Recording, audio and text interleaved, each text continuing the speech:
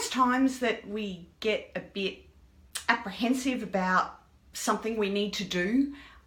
I had that experience this week. I was really, let's just say my nervous system had a workout.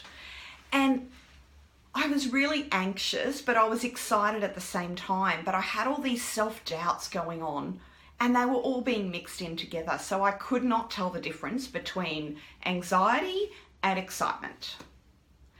So I thought I'd share with you what I did to get through that, because it felt insurmountable.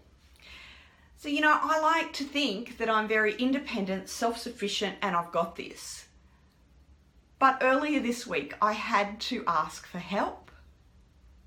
And it was just magical to have other people bring their support to me, and I could let go a little, and I could let them metaphorically hold me and support me while I dealt with the circumstances that were going on around me. And you know what?